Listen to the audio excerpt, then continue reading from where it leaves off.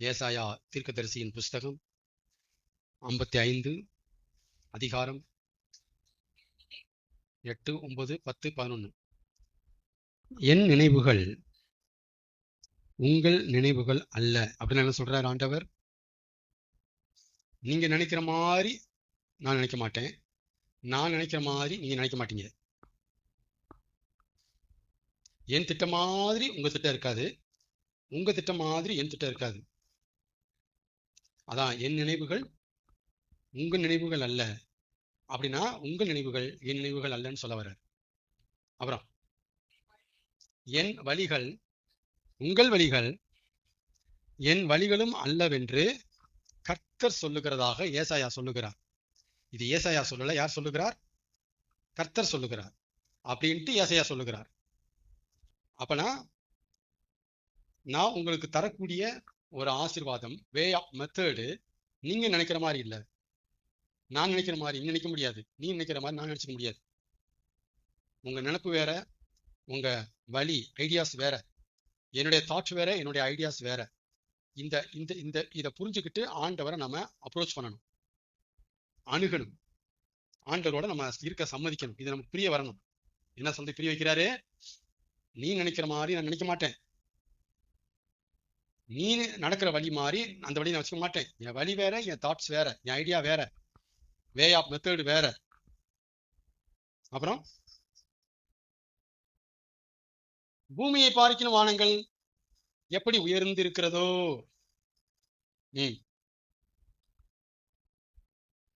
இங்க என்ன சொல்ல வர்றாருன்னா, முதல்ல என்ன சொல்லிட்டாரு? உங்க நினைப்பு என் நினைப்பு இல்லைன்ட்டாரு, உங்க வழி என் வழி இல்லைன்ட்டாரு. முதல்ல டிவிஷனை கொடுத்துட்டாரு, பிரிவை காமிச்சிட்டாரு. ரெண்டாவது என்ன சொல்ல வர்றாருன்னா, அந்த நினைவாகட்டும் அந்த வழியாகட்டும் தரமானதுங்கிறார். தரம், தரத்தில் சிறந்ததுன்னு பாரு. உங்க நினைப்பை விட என் நினைப்பு தரத்துல இருக்கும், உங்க வழியை விட என் வழி தரமா இருக்கும். தரம் அதான் உயர்ந்துங்கிறார். இன்னொரு பார்வையில உங்க நினைப்போட என் நினைப்பு பெருசுறாங்கிறார், உங்க வழியோட என் வழி பெருசுறாங்கிறார். தரமானது, பெருசு, என் திட்டம் பெருசு, உன் திட்டம் சிறுசுங்கிறார். கர்த்தர் அவர் அனுப்புகிற வார்த்தையை குறித்து, அவர் சொல்லுகிற வசனத்தை குறித்து அவரே கொடுக்கிற சாட்சி. என்ன சொல்றாரு அப்படின்னா, ஒரு மாறி ஒரு மழை பூமியில பெஞ்சி அது எப்படி எல்லா வேலையும் பார்த்து அங்கேயே ஆஃப் ஆயிருக்கும், திரும்ப என்கிட்ட அப்படி வரதில்லை, கையை வீசி திரும்ப என்கிட்ட வராது. அது மாதிரியே நான் ஒன்று ஆகட்டும் நடக்கட்டும்ட்டு நான் ஒரு வசனத்தை அனுப்பி வச்சோம்னா அந்த வசனம் நான் சொல்றதை செய்யாம கையை வீசி திரும்ப என்கிட்ட வராது அப்படின்னு சொல்ல வர்றாரு. சரியா? அதுல அது மட்டும் எழுதப்பட்டிருக்கு. அதுல அடிஷனலா புரிய வேண்டிய ட்ரூத் ஒண்ணு அதுல இருக்கு. தேவன் அனுப்பின வசனம் வெறுமையா திரும்பாது. ஓகே, எதை மனசுல வச்சு ஆண்டவர் அந்த வசனத்தை அனுப்புனாரோ அந்த நோக்கமும் நிறைவேறாம போகாது.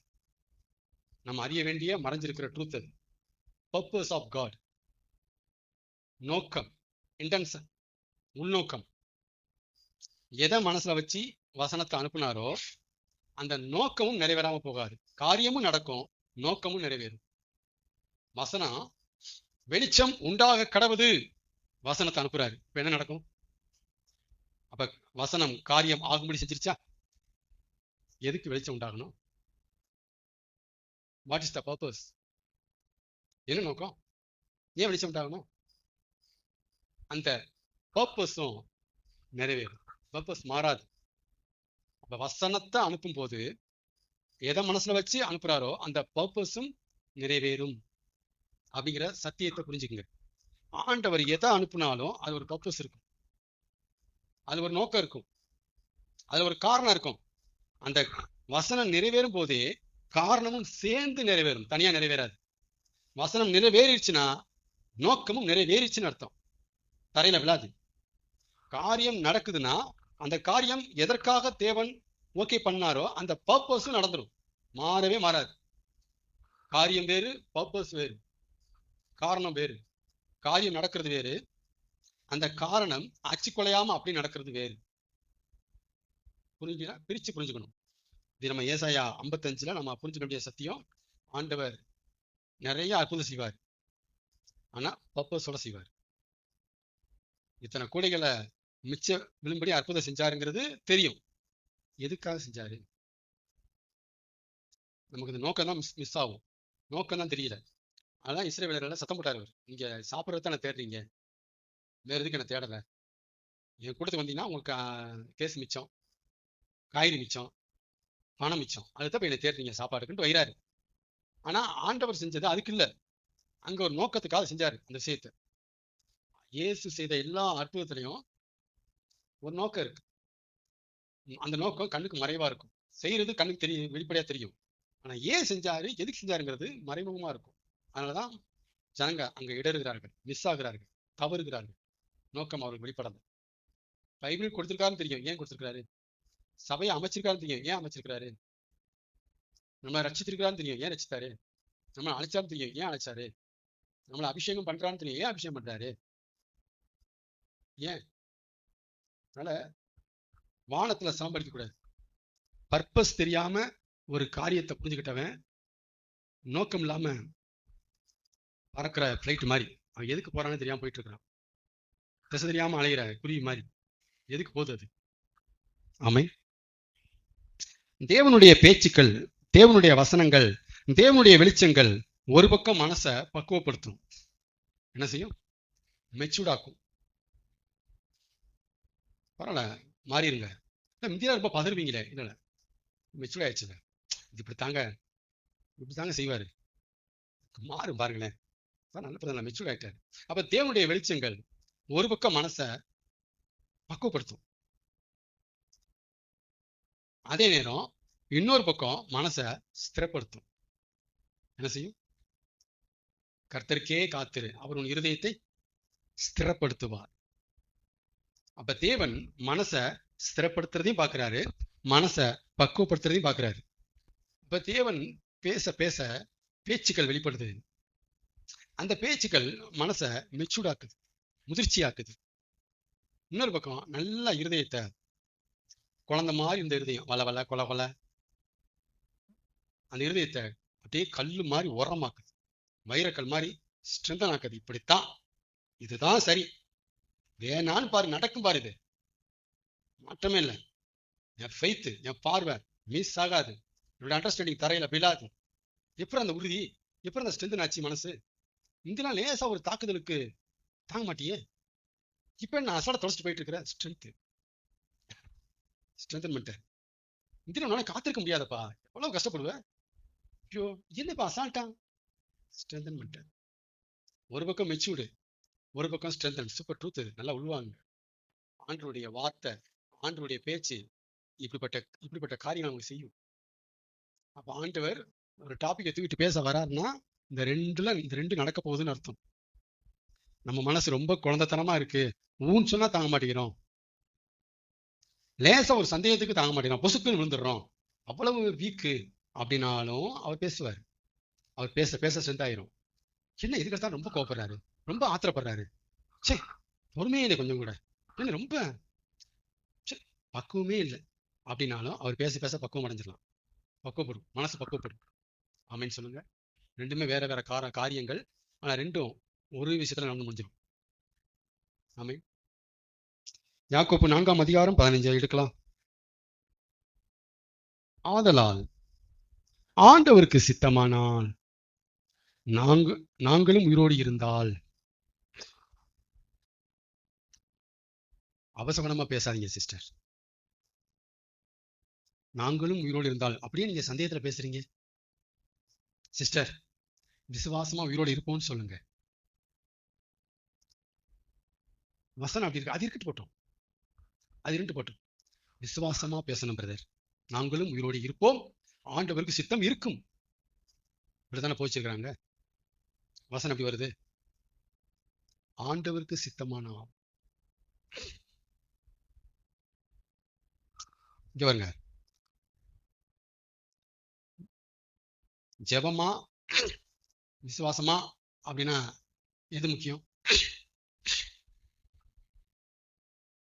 சொல்றேன், நிறைய வெளிச்சங்கள் ரிலீஸ் ஆகாம இருக்கு. ஜெபம் பெருசா விசுவாசம் பெருசா? ஜெபம் முன்னாடியா விசுவாசம் பின்னாடி? எது முன்னாடி?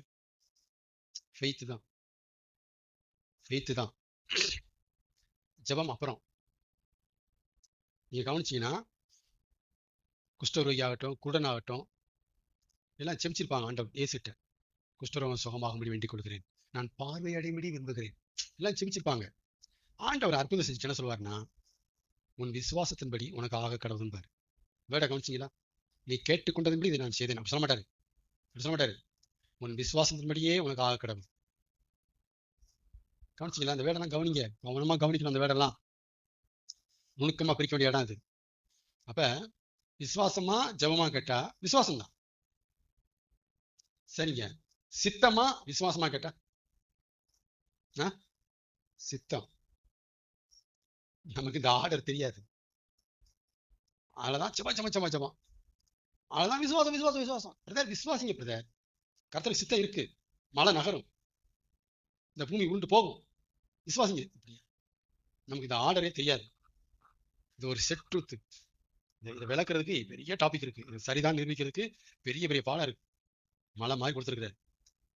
அது கொடுத்துருந்து கிடைச்ச ஃபில்டர் தான் மூணு சுருக்கி சொல்றேன் நான். விசுவாசமா ஜெபம்னா இதுதான் முக்கியம். விசுவாசம் தான். ஜெபம் அப்புறம். சரிங்க. விசுவாசமா சித்தமான்னு கேட்டா சித்தம் தான். விசுவாசம் அப்புறம். சித்தத்துக்கு தான் முக்கியத்துவம் கொடுக்கணும். ஆமென் சொல்லுங்க. எதுக்கு சொல்ல வந்தேன்னா, ஆண்டவருக்கு சித்தமானால் நாங்களும் உயிரோடு இருந்தால் எல்லாமே இஃப் கிளாஸ். இப்படி இருந்தா நாட் ஷேர். ஒருவேளை ஆண்டவர் சித்தமானால், ஒருவேளை நாங்க கூட உயிரோடு இருந்தால், அப்புறம் என்ன எழுதியிருக்கு? இப்படி இப்படி செய்வோன்ட்டு நீங்க சொல்லணும் அப்படின்ட்டு யாக்கோப்பு நமக்கு சொல்லிட்டு சேர்த்திருக்கிறாரு. ஆனா எத்தனை பேர் இதை பின்பற்றுகிறோம்? எத்தனை பேர் இதை உள்வாங்கி ஆமைன்னு சொல்லி இருக்கிறோம்? எத்தனை பேர் இதை கடைபிடிச்சிருக்கிறோம்? சொல்லுங்க. என்ன சொல்றாரு? நாம மாத்தி கடைபிடிச்சாலும் இது உண்மைதான். நீ கடைபிடிக்கிறது தப்பா இருக்கும், இதுதான் உண்மை. கர்த்தர் நல்லவர். சரி, நம்ம கையில எதையுமே அவர் கொடுக்கல. என்ன சொன்னேன்? நம்ம கையில இஸ் ஈக்குவல் டு, நம்ம கட்டுப்பாட்டுல அவர் எதையுமே கொடுக்கல. இத அறிய வேண்டிய ட்ரூத், அறிய தவறின ட்ரூத். என்ன சொன்னேன்? நம்ம கையில தேவன் எதையுமே கொடுக்கல. அப்படி என்ன அர்த்தம்? நம்ம அதிகாரத்துல, நம்ம கட்டுப்பாட்டுல தேவன் எதையுமே கொடுக்கல. எதையுமே கொடுக்கல. ஒன்னத்தை கூட கொடுக்கல. நான் நிரூபிச்சு பேசுவேன். ஒன்னத்தையுமே கொடுக்கல. ஆசீர்வாதத்தை தேவன் நம்ம கையில கொடுத்தாரு. ஓகே. ஆனா அந்த ஆசீர்வாதத்தை நம்ம கட்டுப்பாட்டுல அவர் கொடுக்கல. பணத்தை தேவன் நம்ம கையில கொடுத்தாரு. ஆனா பணத்தின் குடுமைய ஆண்டவர் நம்ம கையில கொடுக்கல. அதான் கையில கொடுக்கலன்னு சொல்றேன் நானு. கையில கொடுத்தாரு, ஆனா கையில கொடுக்கல. கையில கொடுத்தாரு, ஆனா கையில கொடுக்கல. ஆமே. அதனாலதான் யாக்கோப்பு இந்த ட்ரூத்தை புரிஞ்சுக்கிட்டதுனாலதான் கர்த்தருக்கு சித்தமானான்னு சொல்லுங்கடா. உங்களுக்கு உயிரை கொடுத்தாரு. என்ன கொடுத்தாரு? ஆனா உயிரை உங்க கையில கொடுக்கல. அப்படித்தானே? தன் ஆவியை விடாதிருக்கிறதற்கு ஆவியின் மேல் மனுஷனுக்கு ஒரு அதிகாரமும் இல்லை. சாலமன் ஞானி பதிவு செஞ்சிருக்கிறார். ஒரு அதிகாரமும் இல்லை. அப்படின்னு அர்த்தம், நம்மகிட்ட ஜீவன் கொடுத்திருக்கிறாரு. ஆனா அந்த ஜீவன் மேல இருக்கிற அதிகாரம் நம்மகிட்ட இல்லை. ஜீவன் நம்ம கட்டுப்பாட்டுல இல்லை. நீ எதை எடுத்து பாருங்க, இந்த வசனம் அப்படியே உட்காரும். நீ எதை வேணா எடுத்து பாருங்க, எல்லாம் உங்கள்கிட்ட கொடுத்துருப்பாரு. ஆனா எதுவுமே கொடுத்துருக்க மாட்டாரு. உங்க கையில இருக்காது. ஆரோக்கியம் கொடுத்த மாதிரி இருக்கும், ஆரோக்கியம் கையில இருக்காது. நேற்று நீங்க உயிர் இந்த மாதிரி இருக்கும், ஆனா உயிர் கையில இல்லைன்னா நீங்க இருக்க மாட்டீங்க. கட்டுப்பா நம்முடைய கட்டுப்பாட்டுல இல்லை. கண்ட்ரோல் நம்ம கையில இல்ல. ரிமோட் நம்ம கையில இல்ல. அதான் யாக்கோப்பு 4:15 தெளிவா பதிவு செய்யறாரு. இல்லை. ஏன் நீங்க சித்தமானால், உயிரோட இருந்தால் அப்படி சொல்லணும்னா, இது ரெண்டுமே உங்க கையில கிடையாது. உங்க கையில இல்லாத எதுக்கு, உங்க கையில இல்லாதது குறித்து நாம உறுதி சொல்ல முடியாது. சொல்ல புரியுதுங்களா? நாளைக்கு உயிரோட இருப்போங்கிறது விசுவாசமே தவிர அது வந்து டாக்குமெண்ட் கிடையாது, பத்திரம் கிடையாது, உறுதி கிடையாது. விசுவாசம் தான், ஆனா அது ஷேர் கிடையாது. ஆமே. அதனாலதான் நம்ம கையில எதையுமே தேவன் கொடுக்கல. அதான் எதை குறிச்சும் நாம உறுதி சொல்ல முடியல, எதை நம்பி நாம இருக்கவும் முடியல. இதான் இதான் நம்பர் 1 ட்ரூத். நம்ம கையில என்ன செய்யல ஆண்டவர் கொடுக்கல. உங்க கையில கொடுத்திருக்கிற மாதிரி தெரியுது எல்லாமே மாயை, நாட் நிஜம். அத்தனை மாயை. இருக்கிற மாதிரி தான் இருக்கும், ஆனா இருக்காது. அதான் மனுஷனை பத்தி பேசியிருக்கு. மனுஷன் வேஷமாகவே திரிகிறான். இருக்கிறான், ஆனா இருக்கிற மாதிரி தான் இருக்கிறான். என்னைக்கு போவான்னு தெரியாது. இருக்கிறான், ஆனா என்னைக்கு போவான்னு தெரியாது. ஏன்னா அவன் இருக்கிறது அவன் கையில கிடையாது. யோசிச்சு பாருங்க. நம்ம கையில ஆண்டவர் எதையுமே கொடுக்கல. ஃபெய்த்தை நமக்கு கொடுத்துருக்கிறாரு, ஆனா ஃபெய்த்தை நம்ம கையில கொடுக்கல. ஆமா, சத்தியத்தை நமக்கு கொடுத்துருக்கிறாரு, ஆனா சத்தியத்தை நம்ம கையில கொடுக்கல. இதை புரிஞ்சிக்க வேண்டிய, பிரிச்சு புரிஞ்சிக்க வேண்டிய ட்ரூத்து. நம்ம என்ன நினைச்சிட்டோம், நம்ம கையில ஒண்ணு இருக்குன்னு சொன்னோம், அது நம்ம கட்டுப்பாடு தான் இருக்குங்கிற பொய்யான உபதேசத்துக்குள்ள போயிட்டோம். நம்ம கட்டுப்பாட்டுலாம் இருக்கு. தப்பு, தப்பு. ஆமென் சொல்லுங்க. Number 1 truth. நம்பர் 2, ஆண்டவர் நம்மளை கொடியா படைச்சிருக்கிறாரு. அதான் நம்மளா எதையும் செஞ்சுக்க முடியல. என்னவா படைச்சிருக்கிறாரு? நம்மளை கொடியா டிசைன் பண்ணியிருக்கிறாரு. அதனாலதான் நாமளா உன்னை செஞ்சுக்க முடியாம செடியை ஆண் பார்த்து நிற்க வேண்டியிருக்கு. நம்மளுடைய டிசைன் அது. அது ஒரு அமைப்பு, இது ஒரு அமைப்பு. 3வது, எதையுமே ஆண்டவர் நிரந்தரம்னு வச்சுக்கலைங்க. வச்சுக்காரா? பரலோகமே நிரந்தரம் இல்ல, தூதர்களே நிரந்தரம் இல்ல, நிரந்தரம் இல்ல.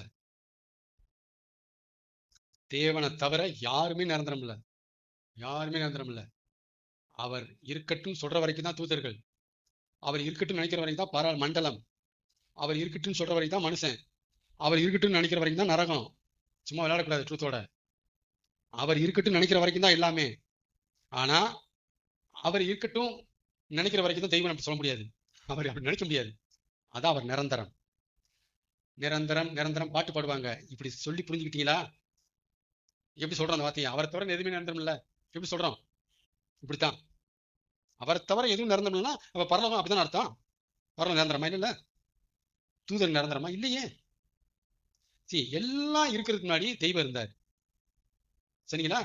எல்லாம் இல்லாம போனதுக்கு அப்புறமா அவர் இருப்பாரு. அதான் நிரந்தரங்கிறேன் நான். அவர் நிரந்தரம். அவர் ஒருத்தர் தான் நிரந்தரமா இருப்பார். எல்லாம் வந்து போயிடும். அவர் இருக்கட்டும் நினைக்கிற வரைக்கும் தான் எதுவுமே. ஆமென் சொல்லுங்க. அப்ப தேவன் எதையுமே நிரந்தரம் இங்க வச்சுக்கல. எல்லாமே தற்காலிகம் தான், எல்லாமே மாற்றத்துக்கு உட்பட்டதுதான், மாறிடும். 3மே செட்ருத். ஒவ்வொரு காலகட்டத்துல ஒவ்வொன்னா பேசினாரு. 3ஐயும் மெர்ஜ் பண்றாரு. இப்ப கோர் ட்ரூத்தா மாத்துறாரு. முதல்ல என்ன சொன்னேன்? நம்ம கையில எதுவுமே அவர் கொடுக்கல, ஒண்ணுமே இல்ல, எதுவுமே கொடுக்கல. அதனால இல்ல. நம்ம கட்டுப்பாட்டுல இந்தாடான்னு சொல்லி எதையுமே அவர் கொடுக்கல. இந்தாப்பா சாப்பி, இந்தாப்பா. உயிரை கொடுத்துக்கப்பா, இந்த உயிர் சாப்பிட்டு தான்ப்பா இருக்கு. இல்ல, இது நமக்கு தெரியாதனாலதான் உலகத்துல ஒரு வேர்டு இருக்கு, உன் வாழ்க்கை உன் கையில். எப்படி எப்படி உன் வாழ்க்கை உன் கையில் சொல்லும் போதுதான் இந்த மாதிரி உபதேசம் எல்லாம் பெருகுது முடியும். நாங்க போறேங்க பட்டணத்துக்கு, நான் பண்றேங்க வியாபாரம். ஆனா ட்ரூத் என்ன சொல்லுதுன்னா, உன் வாழ்க்கை உன் கையில இல்லை. ஆமேனா? எரேமியா 10:23 செம்மையான ட்ரூத். இது அப்படியே பிரதிபலிக்கும். படிச்சு பார்த்து வீட்டுல போய். அதனால உன் வாழ்க்கை உன் கையில் எழுதி போட்டா கொஞ்சம் கவனமா இருங்க. அந்த வேலை நம்ம கையில இல்லை. ஏன்னா நாமளே நம்ம கையில இல்லை. நம்ம வாழ்க்கை எப்படி நம்ம கையில இருக்கும்? எப்படி இருக்கும்? ஆமேன். 2வது சொன்னாரு, நம்மளை கொடியா படைச்சிருக்கிறாரு. அதனால நாமளா ஒண்ணு செஞ்சுக்க முடியாம டிபெண்ட் பண்ண வேண்டியிருக்கு. நம்பர் 2. நம்பர் 3, எதையுமே ஆண்டவர் இங்க நிரந்தரம்னு வச்சுக்கல. அவரை தவிர எல்லாமே டெம்பரவரி, தற்காலிகம் தான் எல்லாமே. சுருக்கமா என்ன சொல்றாரு? எதையுமே நம்ம கையில கொடுக்கல, நாமளா ஒன்ன செஞ்சுக்கிற மாதிரி நம்மளை படைக்கல, எதுக்கும் நிரந்தரமும் கொடுக்கல. 3ஐயும் மெர்ஜ் பண்ணிட்டார், கொடுக்கல. அவர் இப்படி செஞ்சதுனாலதான் சிலரால 100% அவரை சார்ந்திருக்க முடியுது. ஒரு சிலரால எப்படிங்க ஆண்டவரை இவ்வளவு 100% டிபெண்ட் பண்றீங்க அப்படின்னா, இந்த 3ஐயுமே அவரை செஞ்சு வச்சிருக்கிறாரு. இதுல 3ல ஏதாவது ஒன்று கோட்டை விட்டா போயிடும் மனுஷன். 100% குறைஞ்சு போயிடும். இந்த 3ஐயும் கொடி மாதிரி படைச்சதுனாலதான் ஐயா ஐயான்னு கிடக்க வேண்டியிருக்கு. எதையும் நம்ம கையில கொடுக்காதனாலயா யா இருக்கட்டும்யா, அந்த ஃபெய்த்தை எடுத்துறாங்கயா கிடக்க வேண்டியிருக்கு. நம்மளை தக்க வச்சுக்க முடியல.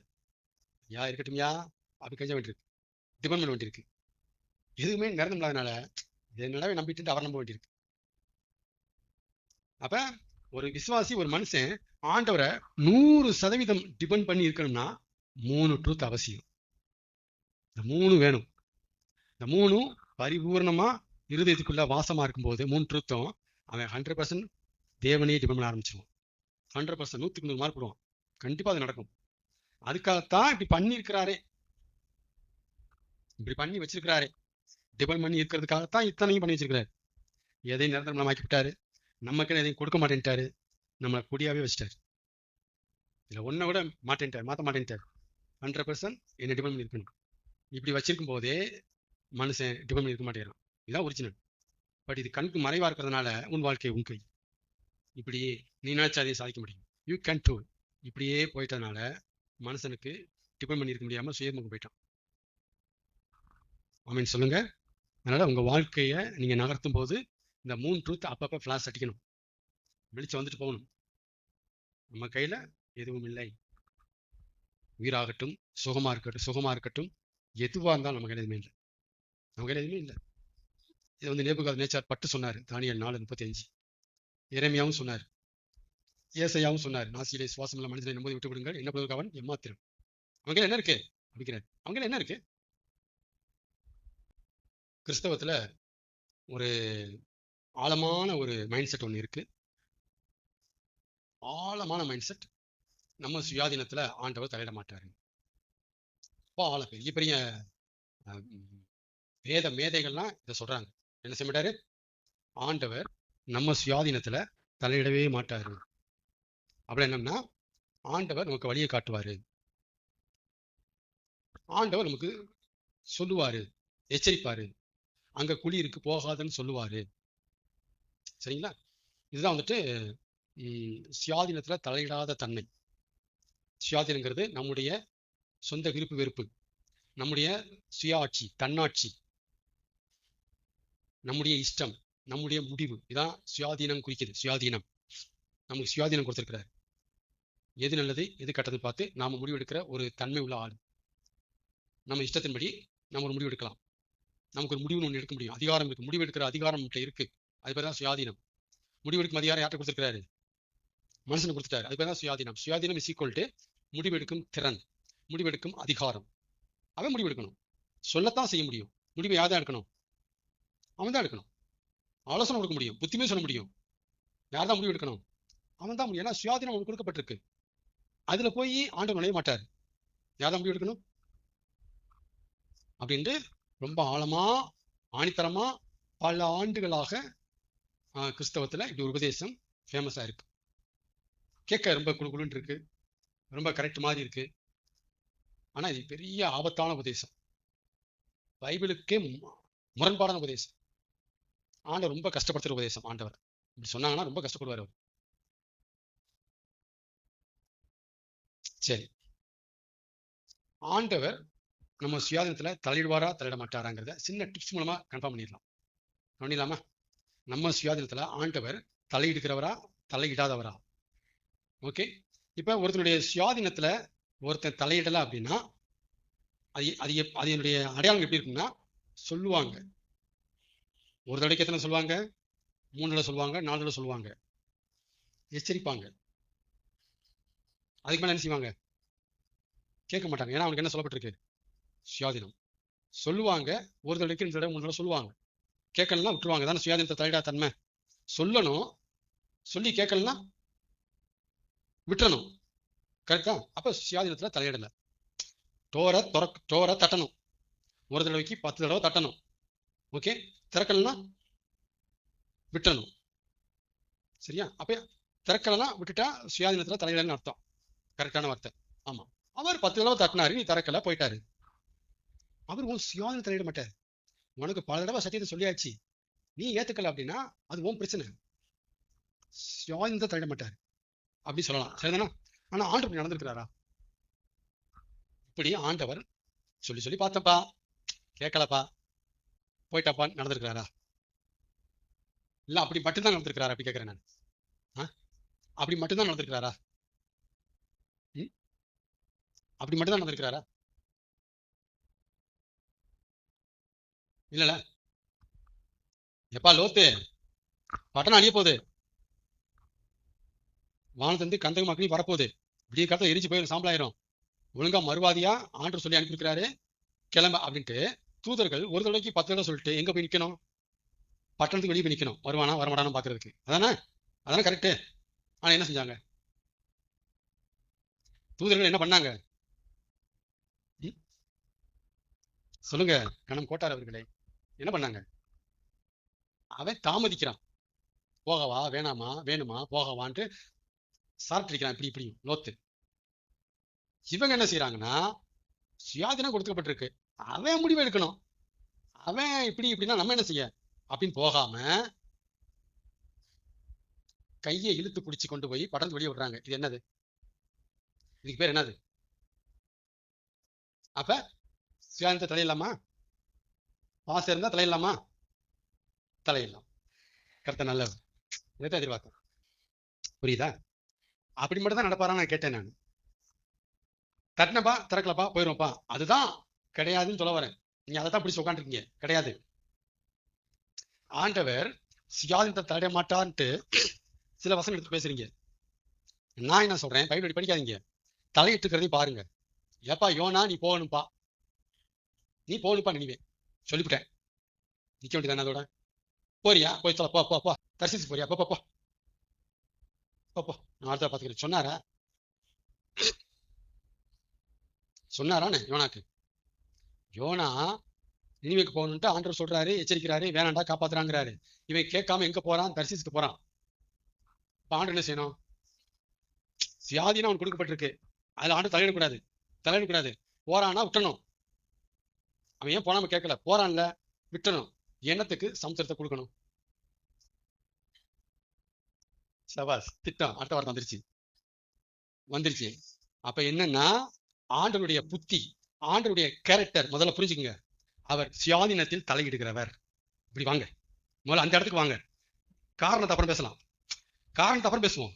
இப்ப கேள்வி என்னன்னா, தலையிடுவாரா தலையிட மாட்டாரா? இதே தான் பேசிட்டு உட்காந்துருக்காங்க. அதனால தலையிட மாட்டார் பிரதர், தப்புங்கிறேன் நான்.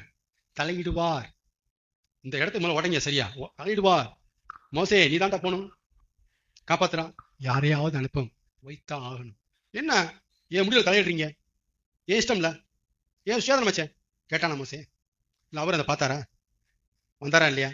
அப்ப தேவனுடைய கேரக்டர் என்னன்னா, நம் மனித சுயாதீனத்துல தேவன் தலையிடுகிறவர். இந்த பாயிண்ட்டுக்கு முதல்ல நிப்பாட்டுங்க, தலையிடுகிறவர். இது தெரியாம தலையிட மாட்டாரு, சொல்லுவாரு போயிடுவாரு, அப்படி நடக்கலையே. எல்லா விஷயத்திலையும் அப்படி நடக்கலையே. அப்ப தலையிடுகிற புத்தி அவர்கிட்ட இருக்கு அப்படிங்கிற அந்த இடத்துல அது உருவணும் சீட்டை. மொட்டையா பேசக்கூடாது. நம்ம சுயாதீனத்துல ஆண்டவர் தலையிடுகிறவர் தான். தலையிட மாட்டார்னு சீன் குத்தாதீங்க, தலையிடுகிறவர் தான். சொல்லுங்க, தலையிடுகிறவர் தான், தலையிட்டுக்கிறார் தான். பாருங்க, நம்ம கூட தேவன் போராடுறாரு, நம்மகிட்ட ஒன்ன திணிக்கிறாரு அப்படிங்கிறது நம்ம சுயாதீனத்துல தேவன் தலையிடுறாங்கிறத வெட்ட வெளிச்சமா காமிக்கல. இந்த ஒரு வார்த்தை போதும். தேவன் நம்ம கூட என்ன பண்றாரு? போராடுறாருனாலே அப்படின்னாலே என்ன அர்த்தம்? அதுக்கு நம்முடைய முடிவுல அவருக்குள்ள வர்றாரு. நாம ஒரு முடிவு எடுத்துட்டு போறோம், நான் ஒண்ணு அப்படின்னா நம்மள போராடுறாரு. ஏன்? தேவன் நம்ம கூட போராடுறது எதை காமிக்குது? நம்ம சுயாதீனத்துல அவர் தலையிட விரும்புகிறார், தலையிடுகிறாருங்கிறதான் காமிக்குது. சப்போஸ் போராடல அப்படின்னா தலையிட விரும்பலன்னு அர்த்தம், தலையிட மாட்டார்னு அர்த்தம். எங்கேயுமே ஆண்டவர் நம்ம கூட போராடலைங்க அப்படின்னா உண்மையான வார்த்தை, அவர் தலையிட விரும்பவில்லை, அவர் இந்த மாதிரி புத்தி இல்லை, கரெக்ட். ஆனா நிறைய இடங்கள்ல தேவன் மனுஷனோட போராடி இருக்கிறார். என்ன சொல்ல போனா, எத்தனை எத்தனை எத்தனை எத்தனை ஊழியருடைய சாட்சி. நான் மாட்டேன், ஒத்த கால் இன்னங்க ஊழியத்துக்கு வரமாட்டேன் இல்லையே, இல்லைங்க, ஆண்டவர் சுத்தி அடிச்சாருங்க, என்ன கடைசியில வந்துட்டேங்க சொன்னாங்களா இல்லையா? அப்ப வரமாட்டேங்கிறது என்னுடைய சுயாதீனம். உள்ள வந்து வேலை பார்த்தாரா? விட்டுட்டு போனாரா? அப்ப சுயாதீனத்துல தலையிட மாட்டேன்னு ஆண்டவர் மட்டும் முடிவு வைத்திருந்தா நானே வந்துருக்க மாட்டேன், ஊழியத்துக்கு நானே வந்துருக்க மாட்டேன். நானே சாட்சி. எத்தனை ஊழியர்கள் வாயால சொன்ன சாட்சி. அப்ப தேவன் நம்ம கூட போராடுறாரு அப்படின்னா ஏன் போராட வேண்டியிருக்கு? நம்முடைய சுயாதீனத்துல ஒரு முடிவு வச்சிருக்கிறோம், அந்த முடிவை உடைச்சி அவர் முடிவு உள்ள கொண்டு வர வேண்டியிருக்கு. அப்ப உள்ளுக்குள்ள இறங்கி ஒர்க் பண்ணுகிறார். ஏன் இதை மறைக்கிறீங்க? இதை சொல்லுங்க. அதனால உலகமே நம்பாட்டினாலும் நான் ஸ்ட்ராங்கா நம்புவேன், தேவன் மனித சுயாதீனத்திலே தலையிடுகிறார். ஆனா கிறிஸ்தவன் எப்படி சொல்லிருக்கான், நமக்கு ஆண்டவர் சுயாதீனம் கொடுத்திருக்கிறார், அவர் அந்த பக்கம் வரவே மாட்டார் சொல்லிட்டு உட்காந்துருக்காங்க. என்னத்த வரவே மாட்டார்? வருவாரு, வருவாருங்க தம்பியே, வருவாரு. பர்பஸ், பிளான், திட்டம், நோக்கம், அவருடைய பாசம். பாசத்துக்கு முன்னால, திட்டத்துக்கு முன்னால நம்முடைய சுயாதீனம் ஒரு காரியமே இல்லை. இது அருமையான வார்த்தை. அப்ப சுயாதீனம் பெருசா, தேவ திட்டம் பெருசானா திட்டம் தான் பெருசு அவருக்கு. சுயாதீனம் பெருசா, பாசம் பெருசானா அவருக்கு பாசம் தான் பெருசு. நம்ம சுயாதீனம் போட உன்னை கேட்டு உட்காந்து போனாங்க, நானு வாட வேட. ஆமீன். ஆண்டோடி பார்த்தோமா, பொத்தாம் பொதுவா நமக்கு சுயாட்சி கொடுத்திருக்காரு, நமக்கு தன்னாட்சி கொடுத்திருக்காரு. ஆண்டவர் உள்ள நுழைய மாட்டேன் இப்படி சொல்லிட்டு என்ன அர்த்தம்? இப்படி சொன்ன என்ன அர்த்தம்? பைபிளுக்கு முரண்பாடு தானே அது. எத்தனை இடத்துல போராடி இருக்கிறாரு, எத்தனை இடத்துல உள்ள நுழைஞ்சு ஒர்க் பண்ணியிருக்கிறாரு, எத்தனை ஊழியர்கள் சாட்சி சொல்றாங்க மைக்க பிடிச்சிட்டு. தேவன் மட்டும் எங்க வாழ்க்கையில இடைப்பட்டு போராடலாம், நானும் வந்திருப்பேன் பிரதர். எத்தனை சாட்சி, எத்தனை சாட்சி. எல்லாம் அனுபவிச்சுக்கிட்டு மைக்க பிடிச்சு மட்டும் வேறமா பேசுறது, மக்களை பாரப்படுத்துறது. இது பெரிய மைண்ட் செட்டு, உடைக்கணுங்கிறேன். பெரிய மைண்ட் செட்டு, பரவலா இருக்கிற மைண்ட் செட்டு. அதான் ஆண்டவர் சொல்லிட்டாங்க, சொன்னார்ல, நீ தான் கேட்கல, எச்சரிச்சாருங்க. ஆண்டவர் ஒருத்தனுடைய சுயாதீனம் தலையிட மாட்டேன்னு சொல்றதுக்கும், ஒருத்தனுடைய சுயாதீனம் தலையிடுன்னு சொல்றதுக்கும் நிறைய காரணம் வச்சிருக்கிறாரு. அதாவது காரணங்கள் அப்பாற்பட்டது, அது அந்த பக்கம் போகணும். அதை வச்சுக்கிட்டு எதை விட்டக்கூடாது, நம்ம தலையிடவே மாட்டார், தப்பு. அந்த இடத்த உடைச்சிருங்க, தப்பு. தலையிடுவார், தலையிடுவார். திட்டம் இருக்குமானால், பாசம் இருக்குமானால், சுயாதீனம் ஒண்ணுமே இல்லை, இறங்கி அடிப்பாரு. ஆமேன். பெரிய ட்ரூத்தை 10 நிமிஷத்துல உடைச்சிருக்கிறேன். கருத்து நல்லவர், பெரிய மைண்ட் செட்டு 10 நிமிஷத்துல உடைச்சு வச்சிருக்கேன். இதை திரும்ப நிரூபிக்கிறதுக்கு நிறைய டாபிக் போகும், நிரூபிக்கலாம் அது. அதனால இது ஒரு மாதிரியான மறைவாவே இருக்கு, மறைபொருளாவே இருக்கு கிறிஸ்தவத்துக்கு. வெளிப்படையா வெளியே வர மாட்டேங்கிறாங்க. அவங்க சொன்னாங்க, இவர் சொன்னாரு, இந்த அவர் சொன்னாரு, தலையிட மாட்டேன், இப்படியே தான் தலையாட்டி பொம்மையில போறாங்க. உடச்சி வெளியே வரணும். தலையிட்டு இருக்கிறாரு, இது என்னது? தலையிடுறாரு. திட்டம், பாசம். பாசம் தான் மெயின். பாசத்தின் அடிப்படையில் திட்டம் கிரியேட் ஆகுது, அந்த திட்டத்தின் அடிப்படையில் கூட நுழையிறாரு. அப்படின்னு சொல்லுங்க. அதனால இந்த மாதிரி பேசுவார். ரொம்ப ஹெவி ட்ரூத்து, சாதாரணமா மக்கள்கிட்ட பேசிட்டு பாரு.